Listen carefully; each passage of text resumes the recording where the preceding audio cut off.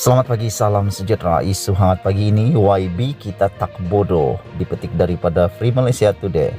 Berita sepenuhnya. Memang senang kita yang bukan mangsa banjir menasihati mangsa banjir bersabar.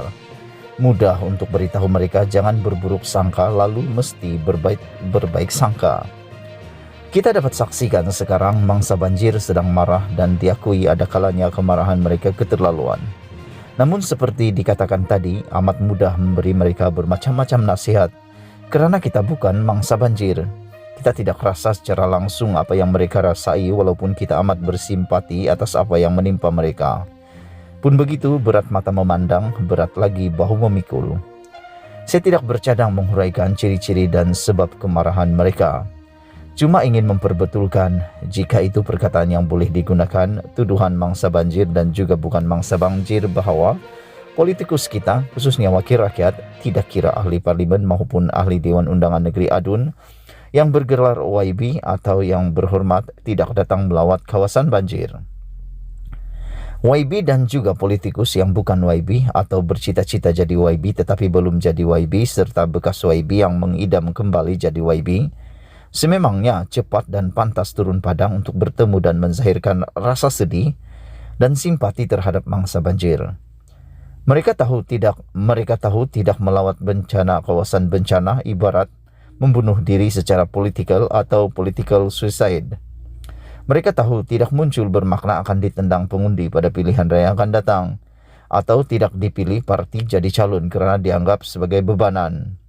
Yang mahu buat comeback pula berkemungkinan besar menyaksikan impian mereka terkubur. Lantas saya kata YB kita dan golongan sewaktu dengan mereka tidaklah sebodoh itu untuk tidak datang melawat kawasan banjir sekaligus mencetuskan kemarahan rakyat yang akan menghukum mereka. Mereka tahu itu semua kerana mereka, saya ulang, tidaklah sebodoh itu. Tetapi ada juga kebodohan lain.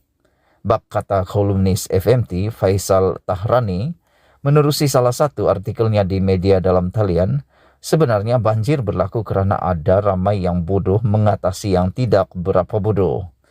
Atau lebih dahsyat, kita yang tidak berapa bodoh memilih yang bodoh untuk menyelesaikan masalah kebodohan kita.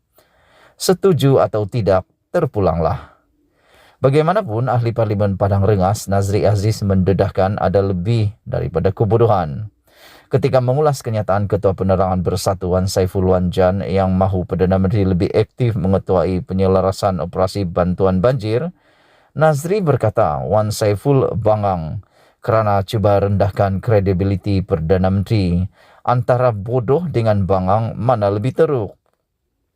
Perdana Menteri Ismail Sabri Yaakob pula buat bodoh apabila Speaker Dewan Rakyat Azhar Harun beberapa hari lalu menolak permintaan ahli Parlimen Pakatan Harapan isu banjir dibahaskan atas sebab pada pandangan saya teknikal. Berbalik soal YB di kawasan banjir. Kalau ada rungutan rakyat yang YB mereka tidak kelihatan, besar kemungkinan ketika si YB datang mengunjungi, mereka ini mungkin berada di tempat lain dalam kawasan yang sama. Datang mereka tetap datang. Mengapa mereka datang?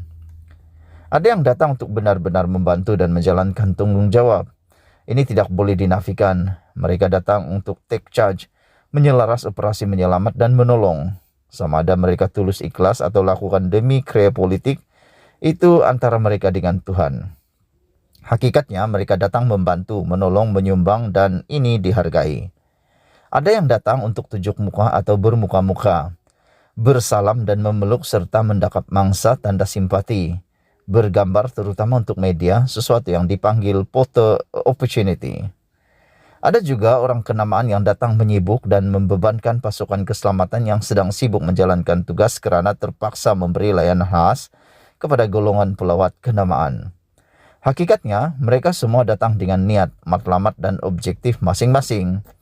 Tetapi menurut beberapa penganalisis, orang politik sekarang mesti tunjukkan keikhlasan menjaga kebajikan mangsa bencana dan bukan main wayang. Menggunakan situasi sebagai peluang berfoto untuk menonjol imej sendiri demi kerjaya politik mereka.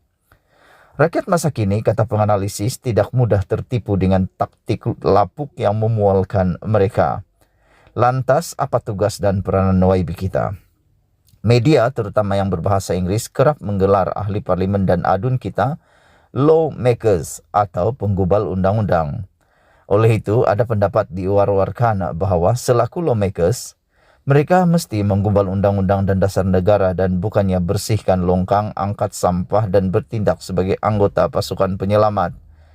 Golongan yang berpendapat sedemikian berkata, jika YB dikehendaki melakukan kerja pembersihan sampah dan sebagainya, apa yang kita perlukan ialah pengawal kebajikan, bukan penggubal undang-undang. Untuk melakukan itu semua, kata mereka, sudah ada pegawai kebajikan yang merupakan kaki tangan kerajaan. Cuma kali ini ada tuduhan pegawai kebajikan tidak menjalankan tugas menolong rakyat mangsa banjir dengan baik.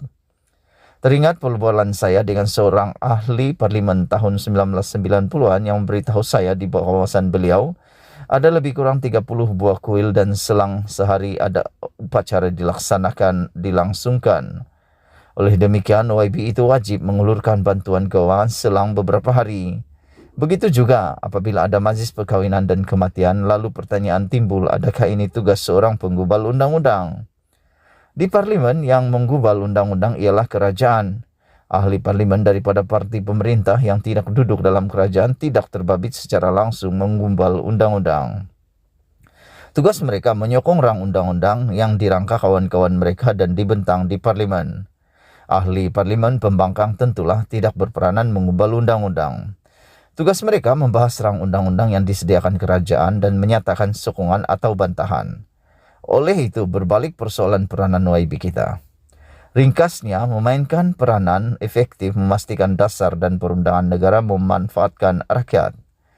Pastikan undang-undang dan dasar yang lulus adalah yang paling baik.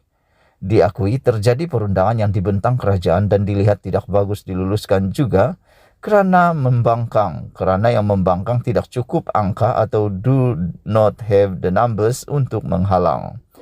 Apapun kesimpulannya, YB kita selain berperanan secara langsung atau tidak dalam penggubalan undang-undang dan dasar, mesti juga turun padang apabila rakyat dalam kesusahan, terutama ketika dilanda musibah. Dalam arti kata lain, mereka bertindak sebagai penggubal undang-undang dan pegawai kebajikan sekaligus dan memastikan kaki tangan kerajaan yang berjawatan pegawai kebajikan benar-benar menjaga kebajikan rakyat karena mereka digaji dengan uang rakyat.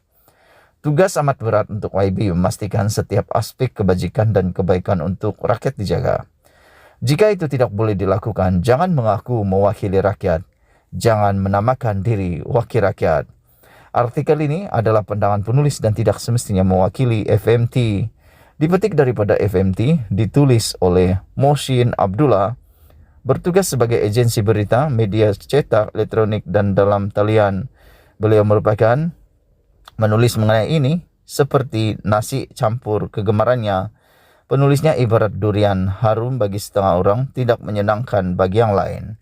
Sekian isu hangat pagi ini. Jangan lupa tinggalkan komen Anda, tekan butang subscribe, dan kita jumpa lagi. Bye-bye.